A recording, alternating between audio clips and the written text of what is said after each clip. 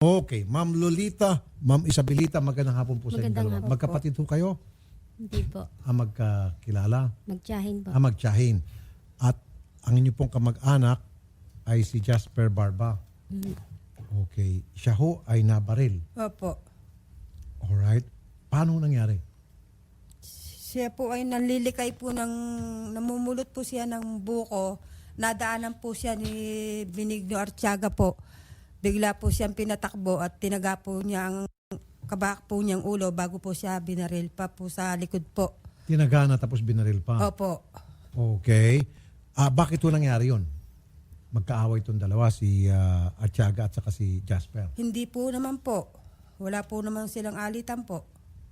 Parang trip na pagtripan lang gano'n. Anyway, so, nahuli ho ng yung suspect.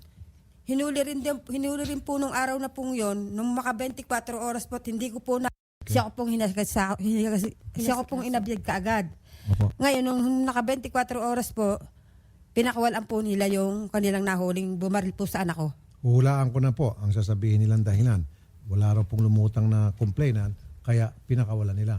Pero meron ho tayong pang-kontra dyan, pansupalpal sa kanila. Kung sakali man yan ang gagamitin nila, pero yan ang palagi ginagamit nila. Yan ang palusot nila palagi. Sa blatter ho, nakalagay, pamumukpok ang tama nitong inyong kamag-anak. Pero sa doktor, medical certificate nandito, ngayon sabi gunshot wound. Sino ho yung nag-iimbestiga sa kaso? Anong pangalan po ng polis? Sir Abri po. Abreya. Abri po. Meron na ho bang pumunta sa nasa ospital ho ngayon? Si Jasper? Opo, nasa ospital po hanggang ngayon po. Meron ho bang pumunta na pulis sa kanila simula nang mangyaring insidente para siya interviewin? Nakipag-usap sa kanya? Wala pa po. Wala pa? Opo. Simulat sa poll? Okay. Sa likod po. Okay. Lampasan po dito po. Sige. Ano ho yung sinabi sa inyo ng investigador na si PO2? Ito na. Mas maganda, magaling na sa kanya mismo. PO2 Abrea, magandang hapon po, sir.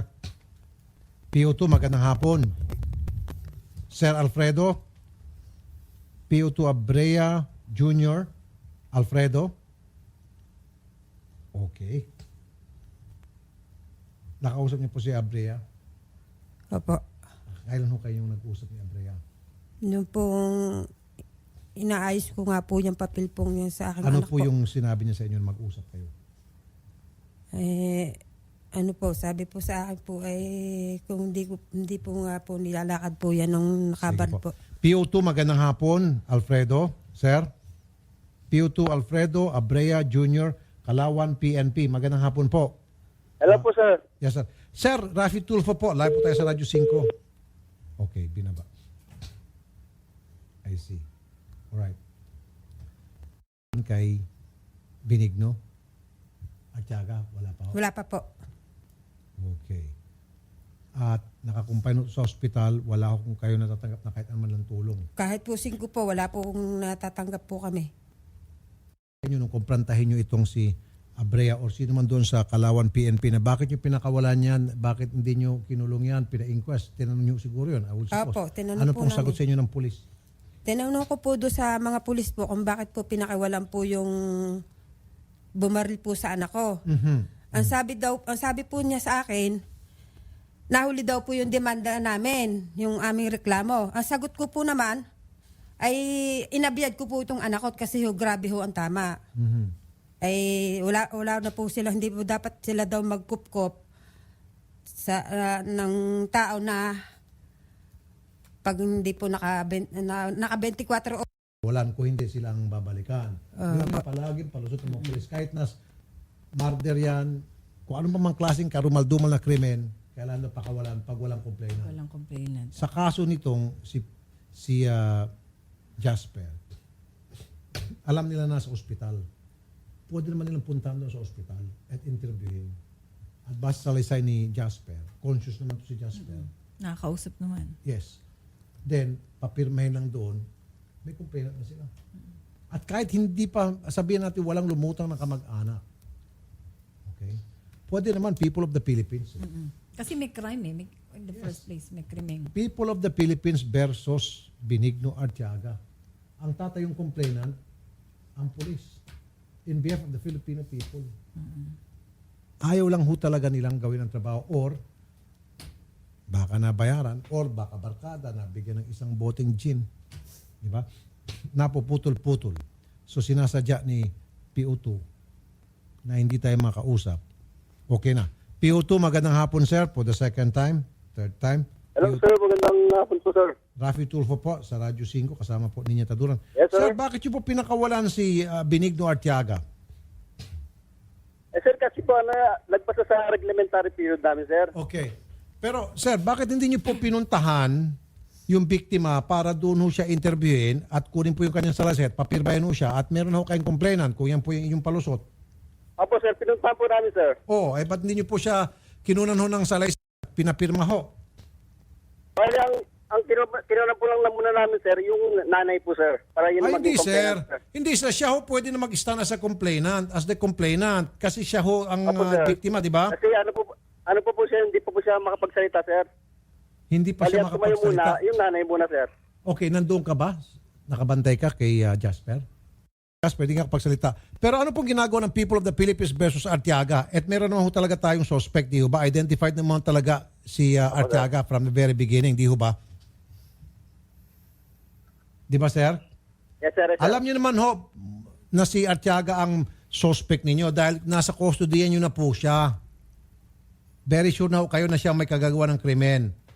Kaya niyo lang pinakawalan kanyo dahil wala hong complainant. Ang sinasabi ko po, bakit hindi na po muna kayong tumayo na as complainant dahil meron po kayong knowledge na siya ho talaga ang suspect, di ba? Hawak niyo na po siya.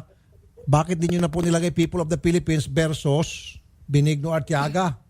O kayo po ang tatayo na complainant bilang officer of the peace?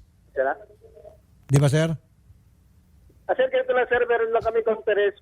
Papuntahin niyo na lang po sir sa dito sa inspection para maliwanagan po sila. Ay hindi sir, ngayon kayo sir magpaliwanag. Sir, tinatawagan po namin yung mga boss mo diyan sa Laguna. Magpaliwanag ka sir Yes, sir. kasi sir inaakusahan ka ng katangahan sir kabubuhan ka. Okay. So sir, sagutin mo na hindi bagay sa iyo mga bintang na 'yon. At bakit? Na ikaw ay hindi tanga, hindi ka bobo at hindi ka gago. Bakit sir?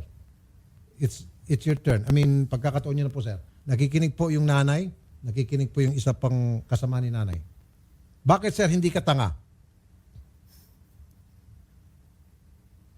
Sir, bakit hindi po kayo tanga? Sir. So inaamin mo sir, tanga ka kaya hindi ka umimik?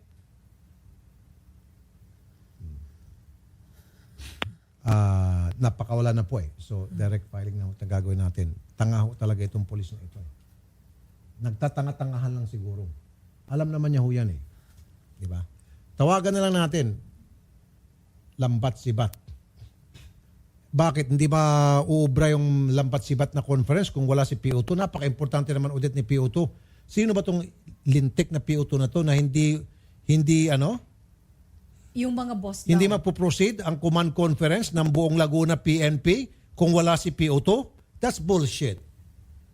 Hindi, yung mga boss daw ang nasa conference. Yung mga Sa boss. Lambat Akala ko nasa Sibat. Lambat Sibat si PO2 kaya kailangan na bumitaw. Yung mga boss daw ni PO2 Abrea. Lambat Sibat. Okay. Sige, PO2 nandiyan ka pa? Tanga? Nandiyan ka pa tanga? Wala na si tanga. Talagang tanga siya. Binitiwan na siya. Kung hindi siya tanga, hindi siya muna bibitaw. Magpapaliwanag siya para patunay na hindi siya tanga. Ma'am, unfortunately, hindi lang ho si PO2 Abrea ang tanga base sa aming karanasan. Marami pa tayong mga tangang pulis na hindi alam yung kanilang trabaho o nagtatanga-tangahan at kung ano man yung dahilan, sila lang nakakaalam. Sige, sasamahan po namin kayo. Ngayon daw ho, mismo, yung mga matataas na opisyal sa PNP Laguna, meron pong conference. Salamat po. Sasamahan po namin kayo bukas na bukas, ma'am, para makapagsampal kayo ng kaso. Dalawa ho, bukod dun sa suspect, yung po mismong pulis na si Abrea. Salamat po sa inyo. At yung mga sagamutan, saang ospital ho ba siya? Santa Cruz po, Laguna. Okay. Sa provincial hospital ho ba ito? Opo. Sige. Pwede ho tayong humingi ng tulong dyan sa ospital na tablahin na lang po yung mga bayarin. Pwede rin tayong lumapit din sa PCSO para Opo. doon sa mga gamot, antibiotics. Alam na po ni Odette, biyasang-biyasa si Odette sa ganito klase Opo. mga problema. Sige, Odette, take over mo to si la ma'am, yung mga binanggit ko. Sige po, ma'am. Thank you po. Ito po yung mga dokumento. Sige. Bukas ho, umagang-umaga kayo ang unang-una sasamahan namin. Okay. Magandang hapon po, ma'am. Salamat Magandang po. hapon sa inyo. Convenient excuse kasi yun eh. Yung hindi napasok sa reglementary period. Kasi kung ang pag-iisip ng lahat ng pulis ay tulad ni P.O. Abrea, na wala kasing lumantad na complainant, libre ka palang managasa na lang dyan, pumatay, na parang manok, na mga taong pag-alagalag sa kalsada, na alam mo, walang kamag-anak, na alam mo yung kamag-anak nasa abroad, probinsya, pwede mo palang patayin. Pwede mo na lang palang pagbabarilin. Pagbabarilin, kasi, babarilin ko to, dahil kamag-anak, kung pagbabasi nating utak, bulati, tulad ni P.O. Alfredo, dahil hindi naman makapunta galing abroad within 24 hours, di makalipad galing abroad o galing probinsya itong kamag-anak ito, papatayin ko ngayon. O di Pakakawalan naman ako. Di ba? nakawala Wala. yung suspect. That is a lot of baloney. That's a lot of bullshit na palaging ginagamit, gas-gas na palusot ng mga pulis natin. Hindi po namin na isampa yung kaso kasi lampas na ho sa reglementary period, wala hong lumutang na complainant. Oo, especially kung rape na dapat naman nahuli na, di ba, Rape, idol? murder, Grabe. homicide, nakasagasa, hindi. Sayang, andun na andyan na daw si Deputy Director. Okay. Okay lang, Odette. Sige na. napuputol. Okay lang, Odette. Trust me, okay lang. Mas importante, sasamahan na natin. Huwag natin istorbohin sila kasi conference yan na tayo naman nakakaintindi. Okay? Samahan na lang natin. First thing tomorrow morning kay General Ronald Santos. Okay to si General Santos. In fact, marami na ito napasunod. Oo, action agad Yung yan. official. Maski na walang kinalaman yung official dahil sa tinatawag na yung, ang tawag ito? Command responsibility. Ayun, command responsibility. Sige, kay General Santos, i-refer itong kaso. Bukas. Okay? Be sure to come back. Use 5 everywhere. Copyright 2016.